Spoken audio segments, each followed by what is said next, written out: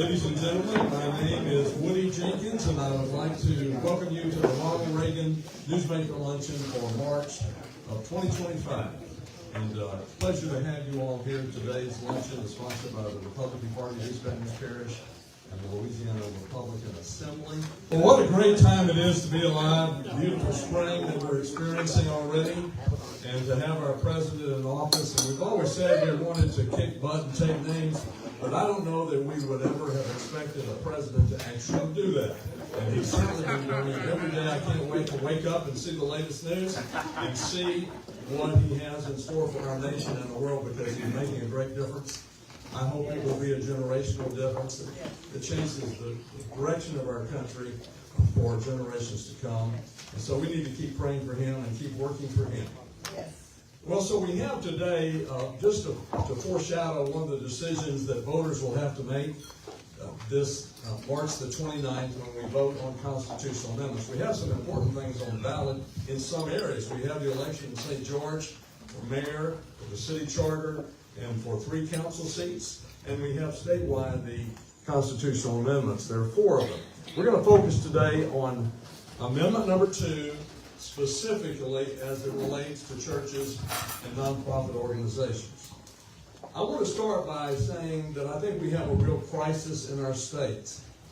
And the number one crisis is not crime, drainage, or any of those kinds of things that we talk about.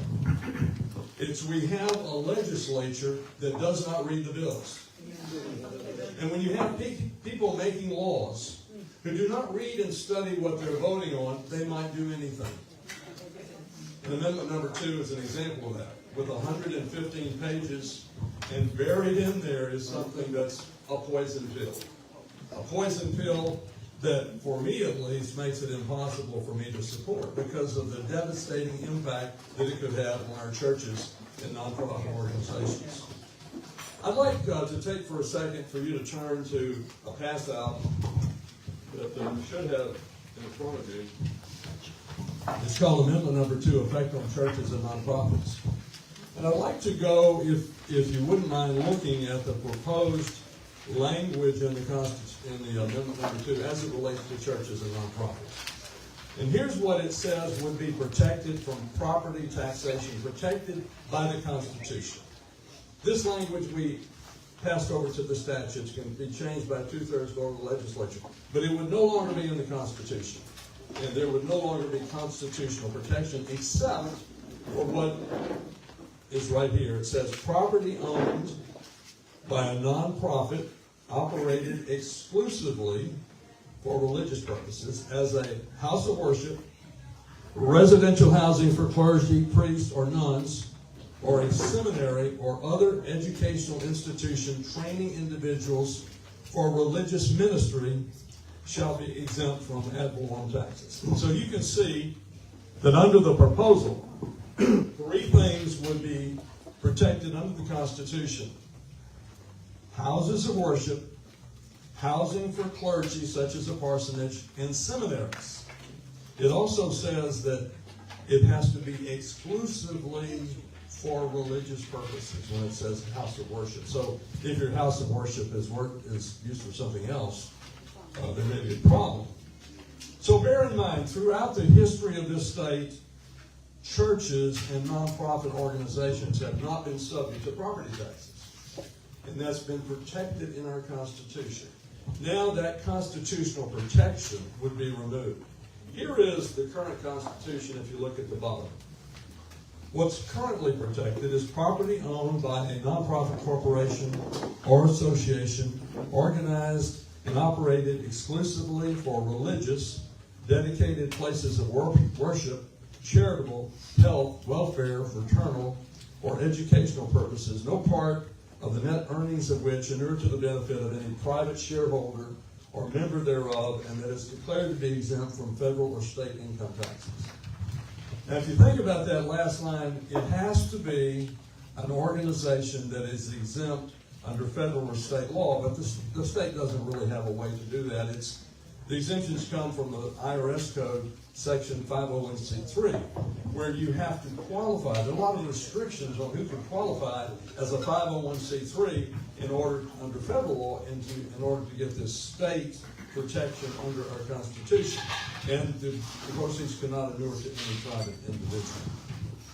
So the current thing is nonprofits operated and organized for religious purposes, places of burial, charitable, health, welfare, fraternal, and or educational purposes. So, currently, if you take Parkview Baptist School or Catholic High or St. Joseph's Academy, they all qualify as educational, nonprofit organizations.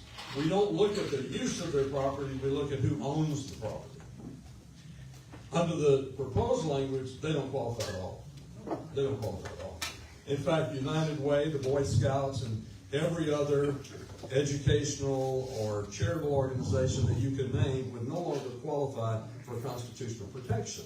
Who would qualify is the house of worship, the parsonage, and the seminary. So we're talking about narrowing dramatic this constitutional protection. The first thing I said today was we have a crisis because legislators don't read the bills. In Amendment number 2, it's 115 pages, and I'll promise you this. There weren't 3 or 4 people out of 144 legislators who read that bill. And if they did, it's very difficult to understand.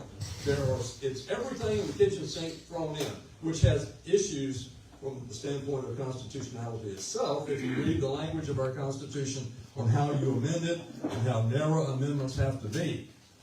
And also, the ballot language is seriously a problem. If you look at the suit that's been filed by a gentleman named Bill Most, which is coming up for hearing in the 19th Judicial District at 2 o'clock tomorrow, that is, you can go online to Facebook Central City News and you'll see a link to that suit, which spells out the problems with the language, not from the standpoint of nonprofits or churches, but from the standpoint of the misleading nature of the language on the ballot, which says it keeps the religious exemption when it does not, and when the title of the bill is totally off.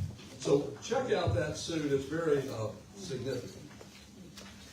Now, I wanted to show you as an example what it means in real life, because I went to Life Tabernacle and had Pastor Spell show me around a couple days ago, and I wanted to give you an aerial view of what it means for a church. And where is Vanna here? Vanna, would you come up, please? I'm in Julie's.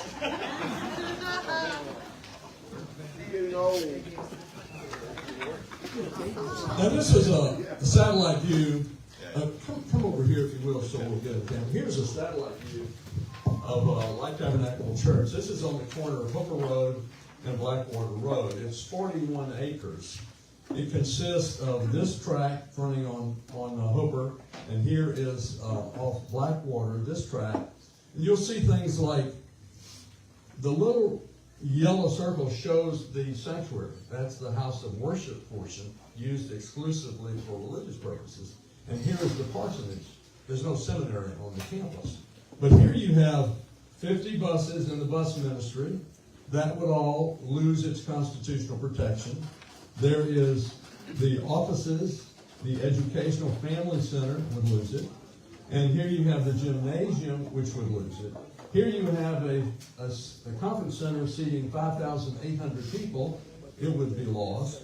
Other buildings used for Sunday schools and other meetings, it would be lost. And here's your baseball diamonds used for baseball and softball and other sports throughout the year. This would lose it. So out of 105,000 square feet under roof on this 41 acres, only about 19,000 would have constitutional protection. Thank you very much. Now, the argument, the legislature would never take away the tax exemption for churches or nonprofits. Really? Well, why did they pass this amendment then? Why is this amendment before? What's the purpose of it other than to open the door for that? I've heard some people involved in this amendment said very clearly, well, that's where the money is.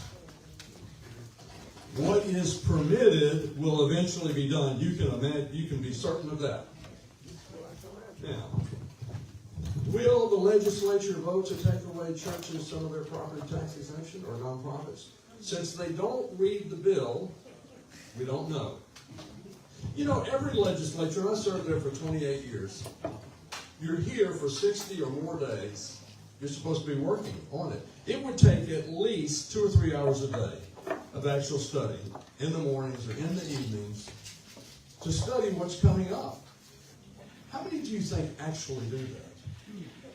You know, I've been around that Capitol since 1964 when I arrived as a page, was elected to the legislature in 72, left in the year 2000. I've been very active up there since then, and I can tell you, there are a few, and I'm talking about, you could maybe count on one hand, that do that. They don't know what they're voting on. So to predict what they're going to do when they don't read the books, we don't know what they're going to do. It can be varied. You see where Congress will pass these 1,000-page bills, 5,000-page bills. If you can throw the kitchen sink in a bill, that's a possibility, which is what happened in this constitutional amendment. They put everything in there, impossible to really understand and follow. So we don't know what they might do or how they might word it. Does a pastor, does a leader of the Boy Scouts or a Christian school, do they need to be at the state capitol every year, every other year to defend their tax-exempt status? Because here's the deal. Just because a church owns property, just because a nonprofit owns property, doesn't mean they have any money to pay a property tax. In fact, if they're doing their job, they probably don't. Now, I know Columbia University might have billions, but most nonprofits don't. Another thing I want to mention is that what charitable organizations do, educational organizations and churches, they are serving our communities. They're serving our people. Some people say, well, they should be taxed like everybody else. Now think about that. Do we really think that for-profit organizations which pay taxes are going to do the things that our churches, that our schools, that our nonprofits are doing? Is that a sensible thought? I can tell you they're not. And if they're going to be taxed, then they're going to have to be for-profit, right? So how many more churches will close? How many more nonprofits or charitable organizations will close? If you're a pastor or if you're a nonprofit and somebody said, okay, we want to give you some land that's worth $2 million, now you'd have to think, could I pay the taxes on that? Not just can I maintain it, but can I pay the property? Or let's suppose you're a church and you're expanding and you have the opportunity to go to your bank and borrow some money. Maybe that's $2 million, maybe it's $5 million for a whole sanctuary. And the banker now knows that that is not subject to property taxes. So he can predict to some degree the flow of income needed to pay those notes. But if this passes, then we don't know. There's no security. We don't know what the legislature might pass. We don't know who the next governor will be. We don't know who the next legislators will be. But we know that the current Constitution, in its current form, protects against property taxes being imposed on churches or nonprofit organizations. So that's a sure bet right now, if we keep the current language. Those are some of my major concerns, but I want to introduce you to a gentleman who lives this every day because it's his life. It's his. He has 10,000 members of his congregation. It's what he and Sister Shay live every day. It's so funny because the governor called him the other day to ask for a meeting, and he called several times. And Pastor Spell wanted to go have a meeting, and he called me and asked if I would go too. And I said, yeah, would you pick me up? He says, well, you know, I'm driving the bus. I said, not that again. Because you see, every time he gets a car, he gives it to somebody in the church that needs a car. So when he's driving to go to the store or to come pick up me, it's a gigantic school bus because that's all he's got. He's got 50 buses, but they're all in the ministry out every Saturday knocking on doors and every Sunday bringing people to church. So if you think these people have a lot of money, there's so many trusts, they're going to pay all these taxes. I'm telling you, that's not true. So anyway, we went to the governor's mansion in the bus. It was amazing. We were trying to find a place to park, and I know the state police, they were watching us on the cameras, what we were going to do. Finally, we went around the side, and it was afterwards, I said, hey, you want something to eat? And he says, well, I don't have any cash. And he said, I didn't have any cash, and we were wanting to go to the Stockyard Cafe up on the Old Bridge. You know, it's one of the greatest places to eat in Baton Rouge. Go there. They don't take anything but cash. It's not in the greatest neighborhood. And there's no ATMs in North Baton Rouge, so we're riding around the bus looking for an ATM. And we finally find this place that a Muslim guy has a convenience store on Airline Highway. It was a little scary to go in there, but we both went in there to try to get some cash. The ATM wouldn't work. And so he went to the guy behind the counter and managed to get $40. Well, he used my credit card. He got $40 plus $2 fee, and we went over to the Stockyard in the bus. It was a great experience. But so Pastor Tony Spell is known worldwide. This is the church that never closed. This is the man who would go to jail to protect our rights, not his rights, our rights. The freedom of religion, freedom of assembly, freedom of speech. He's a modern-day living hero. So it's a pleasure to have with us today Pastor Tony Spell of Life Tabernacle Church.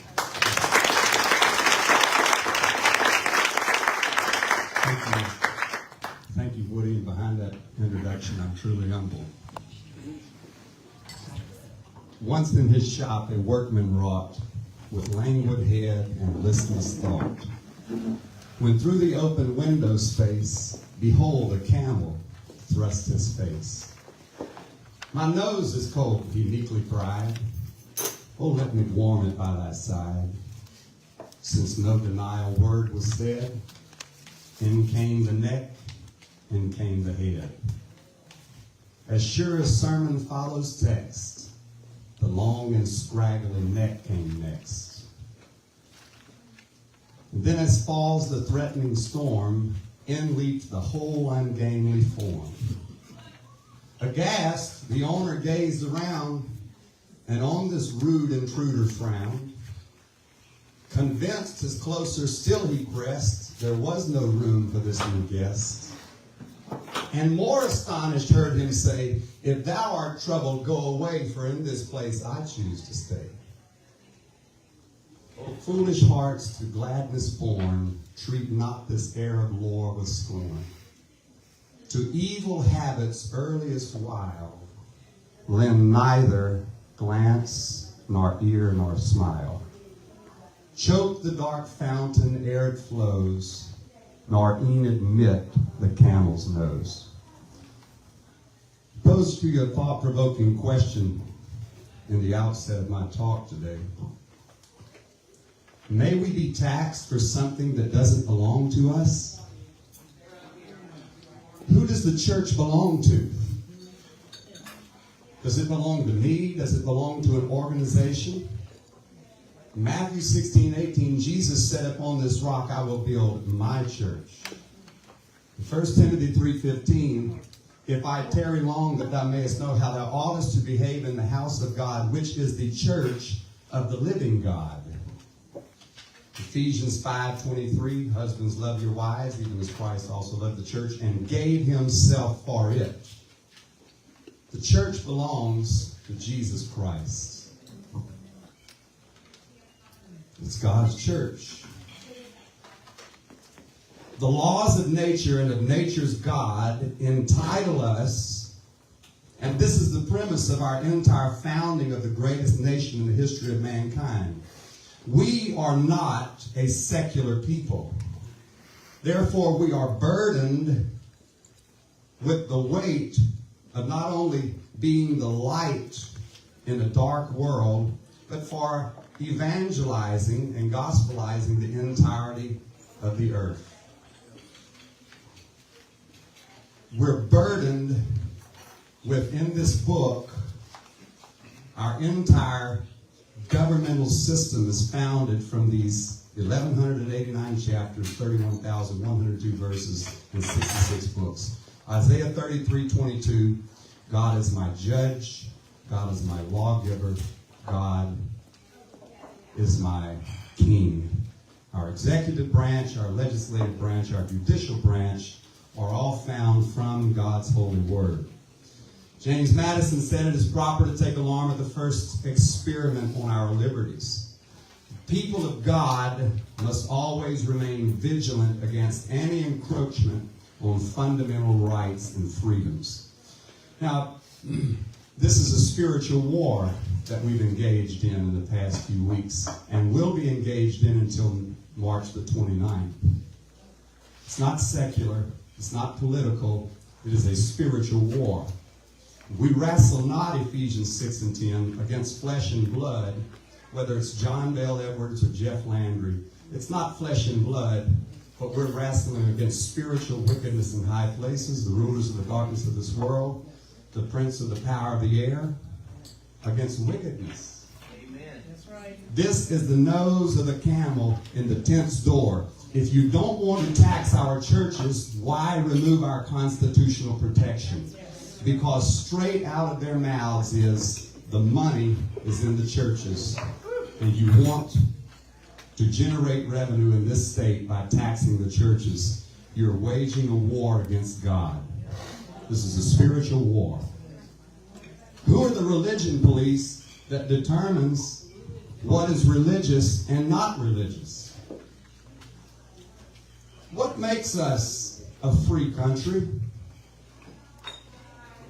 Although the answers would be many among this intellectual audience today, the greatest answer, said Antonin Scalia, Jeff Wittenbrink, the centralization of power. The key to our distinctiveness is the separation of powers, bicameral legislatures where no one person calls the shots. The Constitution doesn't give us our rights to have tax-free properties. The Constitution protects our rights to have tax-free properties. These belong to God. It is His and the fullness thereof. You're waging a war against God. You will incur the wrath of God if you do this.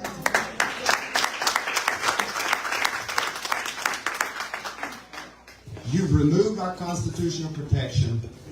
We can't be burdened with going to the polls anymore and allowing those voters to determine whether we should tax this nonprofit. Let's just remove their constitutional protections, and we'll strong-arm 2/3 of the legislature, as has been done for the past year. There's no question if you can get 2/3, whether you're a donkey or an elephant. You're going to get it by glaring over the legislature with an up or down thumb. The first and worst enemy of totalitarianism is religion. On February 10th, 1947, our chief legal consultant, Chief Justice Roy Moore, was born the day after, on February 11th, 1947. He was born for this case. Justice Hugo Black's majority opinion, Everson versus the Board of Education, quote, "The First Amendment has erected a wall between church and state. That wall must be kept high and impregnable. An establishment of religion does not derive its rights from the Constitution. Those rights are endowed by Almighty God."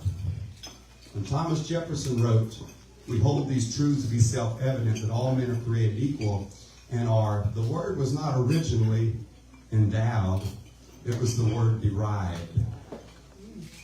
He hands his rough draft to John Adams and Ben Franklin.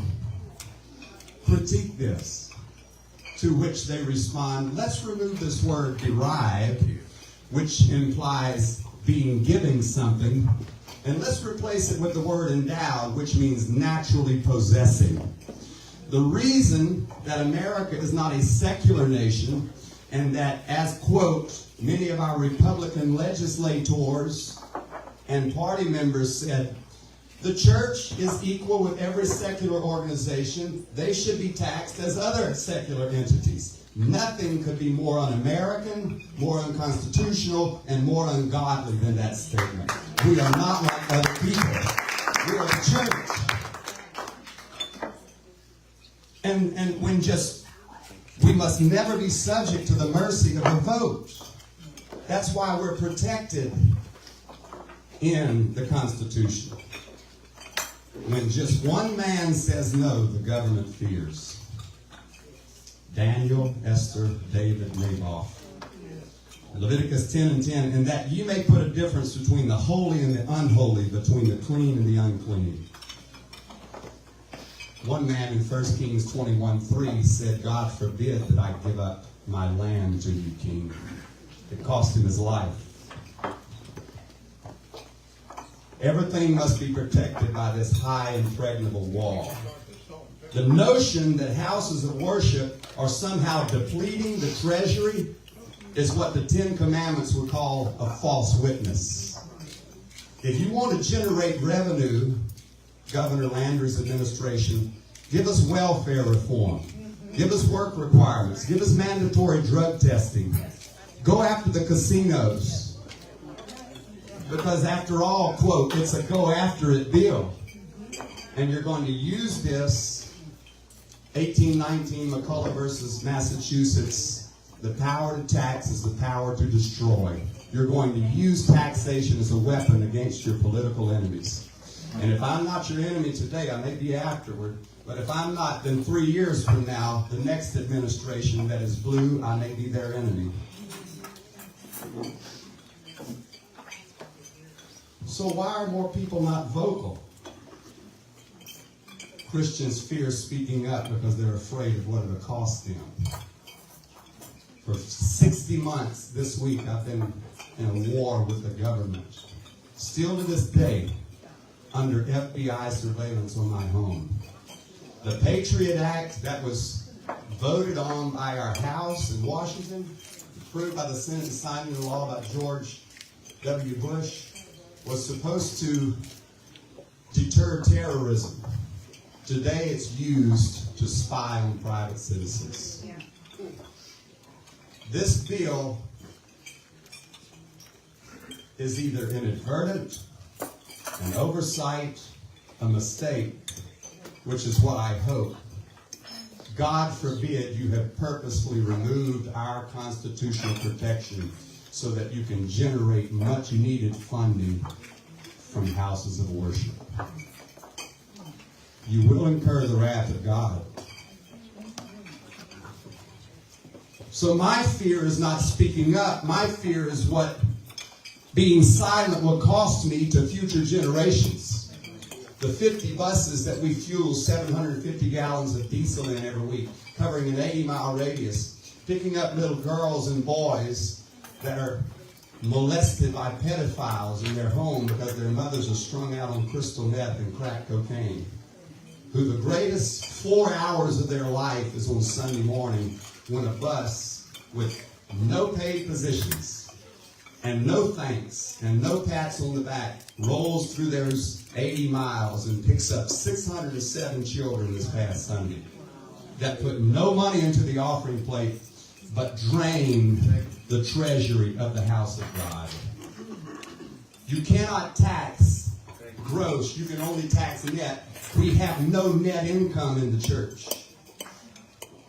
We already know you want to tax the church. It's not a question of, if we've left the word religion in there, who's determining what religion is? Who gets to define when I speak against LGBTQ or same-sex marriage or pro-choice? Who's to determine if that's now hate speech or biblical speech? Who gets to determine if I host a Governor Landry rally like we did on 2 occasions? Is that religion or is that political? Solely for the purpose of religion. A yes vote increases revenue for Louisiana on Amendment 2. Shuttered nonprofits, closed churches, land grabs from foreign and national corporations, untold litigation against the state. Floods of lawsuits are going to come against our government. Private school tuition increases. A tarnished Landry administration reputation. A blue wave in our elections. And finally, we'll incur the wrath of God. A no vote, we retain our constitutional protection, and everything remains as is. We are not the problem. There were 3 words The first time in the South that anybody ever voted for Republican was Ronald Reagan. She had a slogan. Anybody know what it was? The war on drugs? Just say no.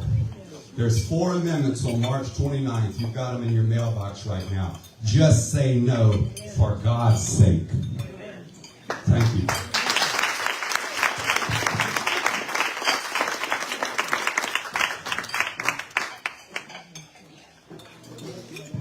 Thank you, Reverend Spell.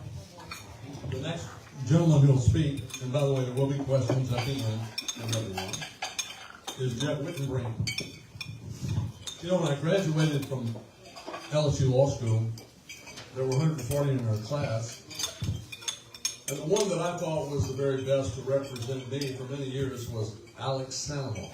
Alex passed away last year. He's a great man, great conservative, great attorney. Since then, there's only one person in this town that I really trust, especially on constitutional matters, and that's Jeff Wittenbrink. And he did not start as a constitutional lawyer, but he is today.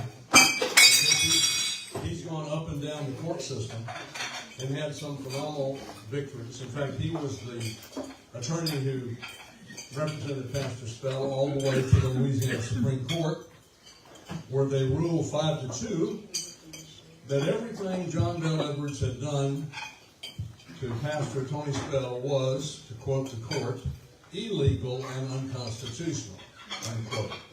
And they threw out the charges, the criminal charges against Pastor Spell. Now, I'll tell you something I think you'll really enjoy. You may want to laugh or applaud, I'm not sure. But Jeff Wittenbrink is not, the only thing he does is not represent Pastor Spell. He does other things too. And I'm going to give you an example of one of them. You remember Chief Justice Roy Moore from Alabama. Incredible man who was removed from the court as Chief Justice because he insisted on having a monument of the 10 Commandments in the Alabama Supreme Court building. He came back later and was re-elected by the people as Chief Justice, and they kicked him out again, if you can believe it, in the conservative state of Alabama. If you remember, it wasn't but a few years ago, Chief Justice Moore ran for the United States Senate. Do you remember that? He had a really good chance, but there were a lot of scurrilous charges made against Chief Justice Moore. One of them was that he had a habit of picking up young girls, young teenagers, in a shopping center. And the Democratic Senatorial Committee ran ads all over Alabama television. I presume they spent hundreds of thousands of dollars, if not more, to denigrate the character and reputation of Chief Justice Moore. One of the things that was said is that the shopping center has banned Judge Moore from the shopping center. It's been so bad. So Jeff Wittenbrink, on behalf of Judge Moore, filed suit against the Democratic Senatorial Committee and has won a judgment of over $8 million. So it's quite amazing, and there is justice, but I'll tell you what, it's hard sometimes to get to justice without a good attorney. And that's what Pastor Spell has been very fortunate to have. And Jeff, if you would give us your perspective on amendment number 2 and what we need to know. It's going to be hard for me to say too much about Amendment 2 that has not already been said very eloquently by Woody and by the pastor. I'll say I got involved because I got kind of a panicky call from someone involved with the legislature who told me about this Amendment 2, and he said, listen, these folks up here, these legislators, really don't know what is in this amendment. And it's very, very bad. And it's not telling the truth to the people who are going to vote. You know, in Louisiana, we do have that provision that the Constitution of Louisiana can only be amended when it's put to a vote of the people. And so it's difficult. It's difficult to get constitutional amendments passed. And why is it difficult? Because people don't trust the legislature, and if they trust the legislature they have, they don't trust the legislature that's going to be there next time. This woman called me and said, listen, we've got to do something. I had no idea. I'd seen that there was a lawsuit filed by Mr. Most, and I read the article in the paper. It really didn't impress me much. It was something about, well, the title wasn't right, and, some things like that. And anyway, but talking to this person, she said, listen, they're going to eliminate constitutional protection for most of the religious exemptions that exist. And so I read it. I went and looked. It's 115 pages. Jeff? Yes, sir. Back off from the mic. So, I'm right on top of the mic because I've been having trouble with my throat. Anyway, but Woody is also my voice coach, so he's been giving me some exercises to do. They've been working. Good. Anyway,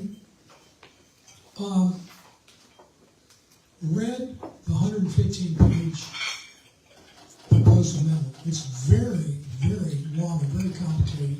Section 7, Article 7 of the Louisiana Constitution is the biggest article in the Louisiana Constitution. It has 48 different sections, and a huge number of those sections are being amended with this proposed amendment.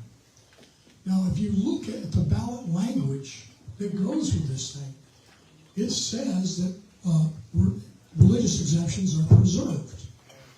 Well, they're preserved, but not in the Constitution. Not in the Constitution. So the very minimum is preserved in the Constitution, and then the rest is in the legislation that's already been passed, by the way. In other words, there's a statute. So not only do we have a constitutional amendment, but they're not telling you that there's this huge provision that's already in the statute. It doesn't refer to the statute in the amendment, but it's already been passed. It's Act number 12 of the legislature, and that's another 41 pages that gives the details of some of these, what's going to happen with this amendment. So it really is a pretty significant challenge to read through all of that, to refer back to the constitutional sections, and then refer to the statute and see exactly what's going on. And you can't. I mean, you really have to study it. I'm a lawyer. I mean, I read these things for a living. I can tell you that even though I've read it, to go back and tell you each and every provision of it would take me quite a while. And then to go and write briefs about it. And this fellow, William Most, Woody's given you a link to that lawsuit.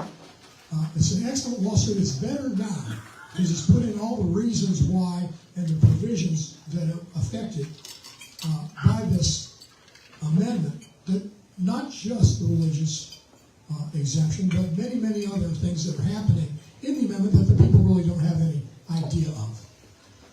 The description in the ballot language is just not sufficient at all to cover anything like a summary of what's being amended. And so you have to ask, why is it being done that way? Well, the reason it's being done that way is because if you put these things honestly before the people, they're not going to get passed. There is no way that you can tell the people of Louisiana, this preserves some of the exemptions for ad valorem property tax for churches. Because that language, and saying some, and saying that they're being limited in any way, would alert the voter, and they would vote no. And so that's why, talk to Pastor Spell, talk to Woody. Woody knew all about this thing. I had no idea of it. And but talking to them, so that, people have to know. People have to know. So Pastor set out right away and informing people, putting this on his Facebook page, and letting everybody know what's going on. Now, religious tax exemptions have been in place in this country since the inception of the country. The first religious tax exemptions were with the Roman Emperor Constantine in the year 312. Okay, so churches have been exempt from taxation. They've had tax exemptions for churches way back then. It was the law in England since the 1600s. It was the law here in America from the founding and became officially the law in the 1800s. But from the founding, churches have not been taxed either on their property or the donations that are made to the church. Now, the churches pay taxes. Well, a pastor who makes a living, people that make salaries, they pay their proper income tax, but the property is not taxed, the donations are not taxed, and in fact, the people that donate to the church, they actually get a deduction on their taxes. So, right now, in all 50 states of the United States, there are no property taxes, no taxes on donations to churches. All 50 states. That's correct. Now, some states have pushed this off to the statutes. And what happens then? In Texas, for example, it's out of the Constitution and put it off the statutes. It's going to Texas. I think just go turn it off and just, yeah. I don't know if anybody can hear me. That's okay. So my voice has gotten so soft since I had some surgery a while ago. It's very difficult for me to project. I'm going to try. In Texas, they have lots and lots of cases about taxes on churches because they have given the authority to the local tax assessor to make the decision on the exemptions. Churches have to go to the tax assessor every year, and they have to file for their exemption. It's not an automatic exemption. They got to go and they got to file. And if they don't file, they get taxed. There are fights over how big the parking lot is. There are fights over which buildings are used for the church, and which are other kinds of buildings. So these are the kinds of fights that you're talking about bringing to the state of Louisiana. Okay? Now, I've been told by folks that this was not the intention. It was not the intention of the administration. And, I voted for Jeff Landry. I like Jeff Landry. Jeff Landry has helped me. He helped us in our cases before the courts, and when I was dealing with Pastor Spell's religious liberty. So I never expected this kind of an amendment to come from a Republican administration. Frankly, this is not, by any stretch, something that you could call conservative. It's just not. When churches have been untaxed since the beginning of our country, and you want to start making them vulnerable to taxes, what you're seeing is the recognition that more and more people don't go to church. More and more people look around and go, well, why shouldn't we tax the churches? But I did not expect that kind of attitude to come from our elected officials at this point in history. But if it's bad enough to be there, just imagine what happens when we have a different administration, when we have different people in power. Because I have remarked, communists would love to tax all the churches. Atheists would love to tax all the churches.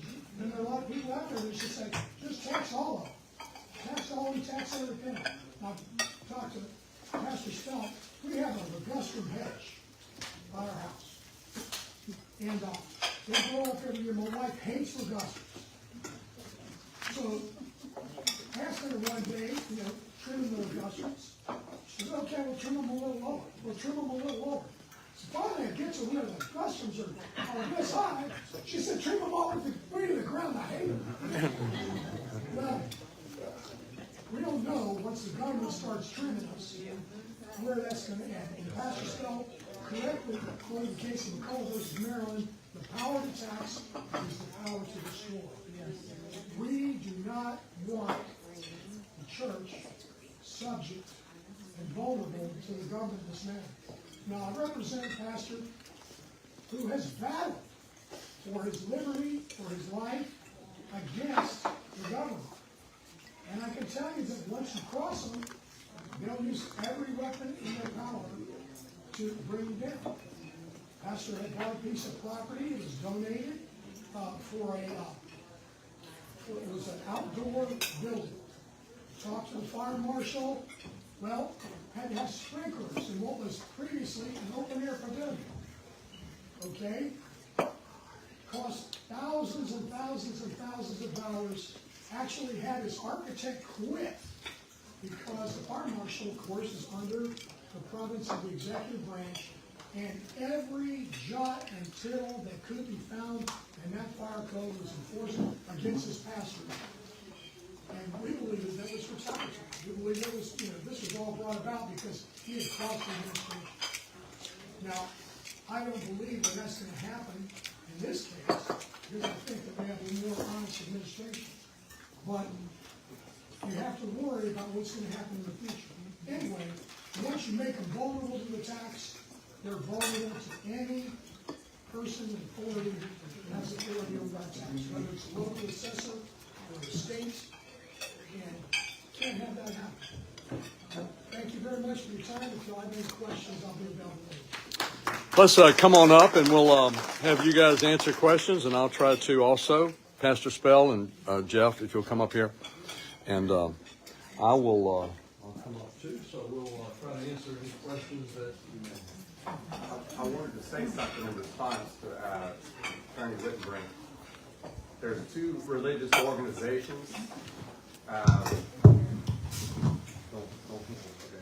Two religious organizations have already confirmed that they oppose this in all of their churches. The largest Pentecostal organization in the world, Church of God in Christ, every one of their churches in Louisiana opposed this Amendment 2. They're saying no. The largest evangelical in the world, Southern Baptist Convention, has put out a statement last week. They're opposing this. Bravo. So if we'll show up, we'll turn out 800,000 votes again, and we'll defeat it. Who sponsored this bill? This is an administration bill by Governor Jeff Landry, and it was sponsored in the House by Representative Julie Emerson, and in the Senate by Senator Franklin Ford.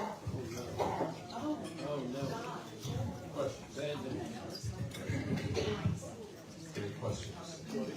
Yes, sir. Is there a provision in the Constitution right now for passing a statewide property tax? You know, for years there was a state property tax and it was repealed. I think the ability to have a state property tax, I believe, is currently prohibited. I'm not certain on that, but we did have a property tax and it was repealed. And as a matter of fact, that was the primary reason we had to have a constitutional convention in 1973, is a federal judge ordered us to redo our property tax laws because there was a statewide tax and it was being inequitably administered in different parts of the state. There was not uniform assessment and taxation of that state tax. So it is an issue. I don't think that we're allowed to do it statewide right now, but we'll have to refer to the Constitution. So Woody's made a reference to the statewide constitutional convention in '73, and they had produced the Constitution of 1974. This amendment, which proposed amendment amends a huge portion of that Constitution, was passed in a 2-week special session of the legislature of Louisiana. So it's introduced, debated to the extent that it was, drafted, argued, everything in 2 weeks. Now, I'll suggest to you the men that put together the Constitution in '73 spent a lot of time deliberating. In 2 weeks, certainly 2 weeks isn't enough to even cover this proposal. Anyway. I'd like to comment on that because I was there. So the way the Constitutional Convention worked, it began in late 1972, continued through early 1974. The delegates were elected from each of the 105 House districts, plus of the 27 appointed delegates. So the public was really involved in the selection of the people to write specifically the Constitution, because you probably elect a little bit different people to be delegates to the Constitution than to be legislators. You're not looking for politicians to get you a bridge or a road. You're looking for who's going to write the law that we will live with for generations. There had been, prior to that, a number of studies and efforts to reform the Constitution, which had generally failed. So there was a big workup. It was needed to have because of the federal court decision, and there was a desire to, because it was extremely lengthy and complicated, to reform it. So the way that it worked is that you had committees. You had over about a dozen committees, and each committee would have a section of the Constitution. They held public hearings. Each committee held public hearings all over the state on that part of the Constitution. The public came and testified. on what they wanted in the Constitution and their reaction to different drafts. And the committees would meet many, many times. I was on the Bill of Rights and Elections Committee. We met, oh my God, it must have been 30, 40, 50 times. And we were stalemated for almost 3 months on the wording of our Bill of Rights and our state constitution. Then when it got to the floor for debate, every word was debated. Every word. There was intense interest. And the media of the state was focused on every word of this Constitution because it had to last. The idea that you could come in here, which the governor had proposed, come in for a 2-week special session of the legislature to pass a new Constitution. I mean, that is disrespectful to the whole concept of what a Constitution is.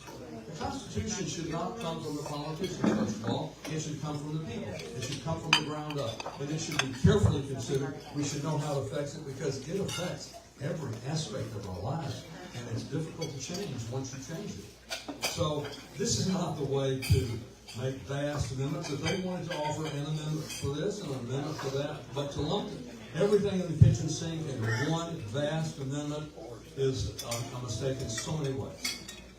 But Every time we go on an information campaign about Amendment 2, everybody, without exception, says, that'll never pass, that'll never pass. The answer is you don't know what you're voting for. You're voting for a teacher pay raise, smaller government, a 65-plus income tax retirement rebate, and lower the income taxes. And the lawsuit proves that those are all falsehoods. All you did was move the lower income tax to a higher state sales tax. It's not what for what. He's not telling you the poison pill. He's not telling you the nose of the camel in the tent store is that you're paying for that on the backs of nonprofits, which do not generate revenue. That's why you would never vote for this, because you don't know what you're voting for. Nobody knows, because it's not in the heading, it's not in the language. On Governor Landry's social media posts, there are 4 things mentioned. This is nowhere mentioned, anything we've spoken about today, because they can't mention it because no one would vote for it. And that is both dishonest, that is egregious, it's many things. one thing about that too that's important to realize, you know, you do hear about these bills in Congress, which is true, 1,000 pages, 5,000 pages. You see, the federal Constitution has no requirement that a bill be limited to one object. Our state Constitution does. And this is one of the reasons the whole amendment is so flawed. The title of the bill is supposed to reflect what's in it, and it's supposed to be confined to one object. Now, you can revise the whole article of the Constitution. That's not really what this does, though. This is not a revision of the entire Article 7. So, putting everything in the kitchen sink is how bad law is made, because you're then trying to balance, well, there's some good and there's some bad. I mean, we're like dealing with North Atlantic fisheries and abortion and what the sales tax. I mean, there's all kinds of stuff you can put, and the federal government does that, and that's what this bill does. There's everything in it, they're trying to conflict it. What would be the balance? And that's not how we make good law. Yes, ma'am. I'm wondering, are there other 501c3 entities that have provided an opinion on this or have come out to speak? Everybody's kind of silent, you know. And so We've got a wondering- Republican governor, it must be good, right? We're wondering, for Republican example, legislature. Yeah, one of Must be the good. largest employers in the state, Auctioner, you know, they have a lot of property that they own. Have they issued a statement and they be I subject? have not heard that. It's a lot of silence out there. They will be subject to Probably this they as don't well. understand it. Absolutely. Every nonprofit would have their constitutional protection taken away. They don't know. Questions? Yes, ma'am. Yeah, what about the homeless people downtown that get fed at one stop and do their laundry and use the telephone and have a place to mail their checks because they suffering with mental illness from being in the military or drug addicts and people that are suffering in the streets that can't even pay their bills because of the economy is so ridiculously high. What about those people that's going to suffer too? It's not just the ones that are middle class. What about the lower class? Well, let me just say this, that if those services you're talking about are being provided by government, they're not going to be taxed. But if they're No, being a provided lot of them by are churches or nonprofit. charities, Yeah. then their property would be taxed, those who are trying to do that. Yeah. Somebody say, well, there's a 2,000 apartment unit down in New Orleans, it's nonprofit, they don't pay taxes. And I said, well, all right, well, there's 1,000 unit public housing owned by the government that doesn't pay tax. So, I mean, we're trying to compare apples and oranges. Right. For-profit entities really do need to be taxed, non-profit, in my humble opinion, do not. I think that we're just about out of time. Any closing comments that either of you gentlemen want to make? Were there any other questions? Pastor, why don't you wrap up? I think that the author, I don't know if he's the last living member of the Constitutional Convention of Woody. There's others too. But, yeah, they're in that 20 million break that gets the Social Security checks. They're about 305 years old. But my point is, I spoke with Dr. Alan Keyes this morning about this. Dan Fisher with the Black Road Regiment, Chief Justice Roy Moore, they all agree that our Constitution in the state of Louisiana, we would not have won our Supreme Court victory without words put in there by Woody Jenkins. It took 2 years to just put that together. 64 parishes, thousands of hours, very little pay. One of those protections is the RS 29:736D. The emergency powers granted to the governor shall in no means diminish the rights of its citizens. Because this man put that in there, we have the greatest, freest worship in America. Louisiana has a chance to lead the nation. There would not be a Pentecostal movement globally if it wasn't for Louisiana, William Seymour in central Louisiana. We have the only time in the history of our state that 864 parishes and 805,000 people voted yes, which, yeah, we think worship should be protected constitutionally. This totally opposes the will of the people. Even Orleans Parish voted yes on Amendment 2. Everybody says overwhelmingly protect the churches and worship. This, it really diminishes. So, thank you. Thank you, Pastor Bill. That was the good amendment a couple of years ago. That's not this amendment. Well, and that, you know what, this is an interesting point because I do think Louisiana is very special. I think we've been very blessed, and I think one of the reasons is because of our strong stand for pro-life in this state. Yes. This is a pro-life state, and I think the Lord continues to bless us. And I think that's one of the reasons, because we have stood for life. And it's all our problems, all our sins, all our mistakes. We've sure stood for those unborn babies. And I think that's a hedge of protection for us. I pray, and I hope it will, that what we need is mercy, not justice.